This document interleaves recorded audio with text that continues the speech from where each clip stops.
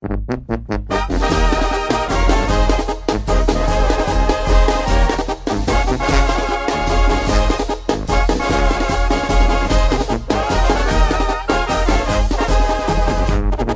dicen el enemigo, público número uno, para nación mexicana no lo supera ninguno, y es el segundo de 10 más buscados.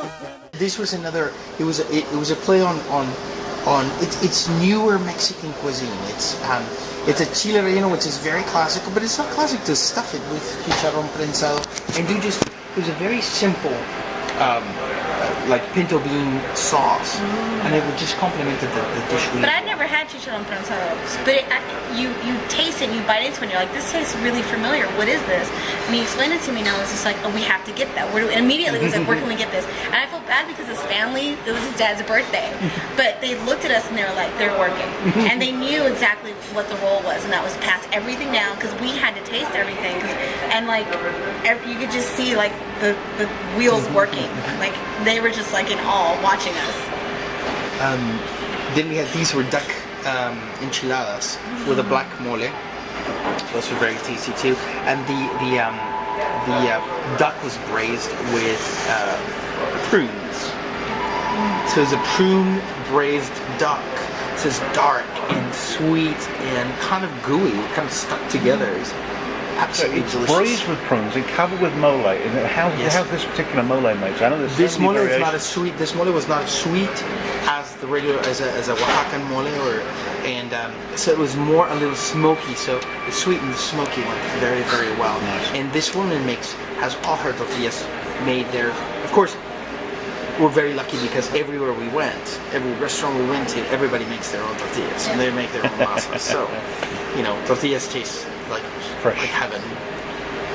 This was a pescado a la talla, which is a dish from the state of Guerrero, where Acapulco is. And it is, the secret for the pescado a la talla is that you take a piece of fish, in this case it was snapper, you make an adobo with chile, it's a red chili, I can't remember the name right now, it's from the state of Guerrero. You make an adobo, and then you mix the adobo with mayonnaise. Oh. And you rub the fish with the adobo and mayonnaise, and then you grill it. And what happens is that the mayonnaise just gives it a little bit of fat. Yeah. Or a lot of fat. It keeps it very moist, and then it melts away, and the adobo comes through, and it's a beautiful, beautiful dish. What about the charring? Which part of it gives it that? A combination, because they grill it, so it's part is the grill marks, a little grill mark, but it was really good.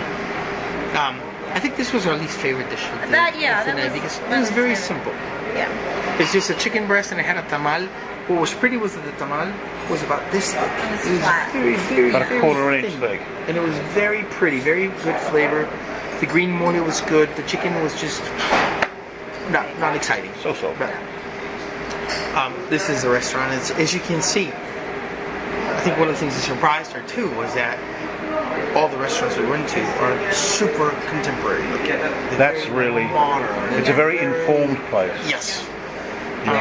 Well, not all of them, but the two main restaurants that we went to that were contemporary Mexican cuisine was this. So we sat down to eat dinner at 8, and we were 5 minutes late. And I said, oh, by Mexican standard, we're 5 minutes early, so we're fine. We walked in, and there was maybe 2 other tables. We didn't leave till 10:30, and there were still people coming in to sit down, and I was just like, they're really going to eat 6 courses, 7 courses? Absolutely. It's like Spain, they eat very late. Absolutely. Absolutely. Then I took it to a bakery, and this is just a joke. It's I showed her 2 different bakeries. I showed her El Globo, which is the oldest, most venerated. Is that the correct word? Like it's venerable. Revered bakery in Mexico City, and it's all the breads are very French style, very delicate, very tiny. They're pastries, They're pastries, beautiful. Yeah. Now this is where the people buy their bread, and it is humongous, and the varieties of bread are insane. And they were probably. It was 10 o'clock in the morning. There were probably 200 people in the store buying bread. 200 people in the bakery buying bread. You can see that there is Look, layers, and like this table.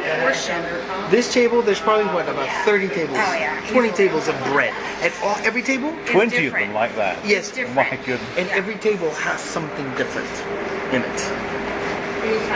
More examples. And it's all European breads, and it's combined with Mexican breads, and you know, we have a very, very big culture of bread in Mexico. We eat Yeah. bread a lot. People think we only eat tortillas, and Or chips. she can tell you her biggest surprise. Yeah, that you don't get chips and salsa at the table. They kept serving us bread, and I was like, what am I gonna do with this? It was baguette. That's what they served. They're not one place had chips. And really good bread. Yeah, And really very good bread. And she got chips for the meal that required the chips. Yeah. Yes. Understand. Yeah. It was the food that went with the chips. It wasn't automatic. It was No. chosen to go with the meal Exactly. you're eating. Exactly. These were just gelatins. It was a whole thing of different flavored and different colored gelatins, and with different fruits and chocolates and everything. Massive. And this is a contrast to this is what Mexico City is. Street For us in the U.S. and maybe in some parts of Europe, this would be completely unsanitary. And they have a cart full of chicken, and they're carting it down the street, and that's chicken juice. You know, that's And chicken nobody juice. freaks out. Exactly. But I was like, we gotta That's stop and get a chicken picture of juice. this guy. And we said, I went, stop, I'm gonna take a picture. I go, stand by the truck and by the cart, and the guys go, no, and they're walking away from the Yeah. cart. They're like, we don't want to do that. We don't want to see that. There's payphones everywhere. People still use payphones. Wow. And then I took Anastasia to yes.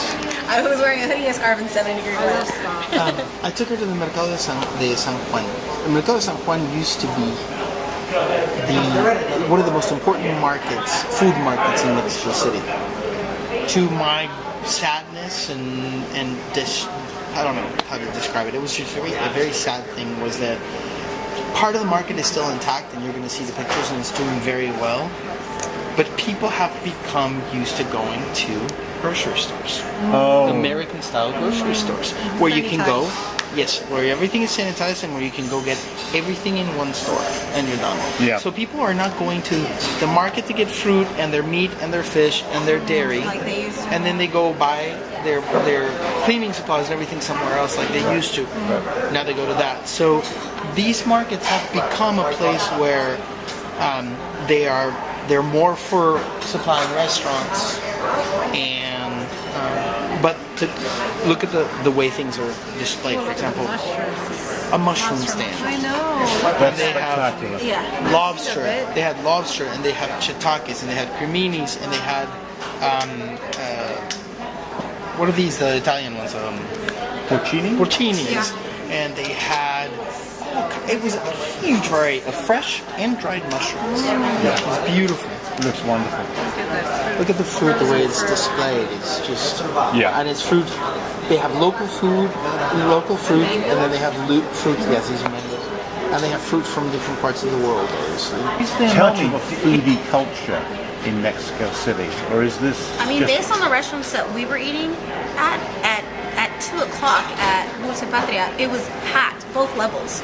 And this is the type of food that you see in San Francisco, New York, Paris. Like, the pictures were just amazing, and it was packed. This was a $70 a head Yeah, easily. lunch, and the only one who had a drink was me. I had one tequila. The rest, nobody drank alcohol. Wow. So without alcohol, it was $70. There were 7 of us, so it was $400-something, almost $500 for So lunch. yeah, I would definitely say I don't like to say foodie, but they're definitely savvy as to what's in right now. Yeah. Okay. Let's go on. American portion or No. reasonable portion, sensible portion? Very, very. Because you want to get the flavor of everything. You don't want to get full of one. Yeah, you can eat 4 dishes and be satisfied and not be stuffed. And of course, I couldn't take her to Mexico and not have her taste grasshoppers. She tasted acosines, which are little river shrimp that look like little rubs. So good. So she had grasshoppers, and these are fried. They're called charales. The fish, right? Little fish, little fried fish. The ant larva. And this is how I wanted her to see how food's displayed. We do everything so clean and it has to be so Sanitized. And the quail, chicken, they're sitting there. Of course, it's not 100 degrees. You know, it's 7 degrees outside. So inside the market, it's a little cooler than it is outside. But, you know, Turkeys. turkey. But you can look at the eyes, you can look at the tongue, you can look inside the turkey, make sure everything's fresh and nothing is frozen. Everything is fresh. Look at the seafood. I mean, just beautiful snapper, and you could see the eyes and the gills, and they were rosy pink, and the eyes were just super fresh fish. Rabbit and sucking pigs.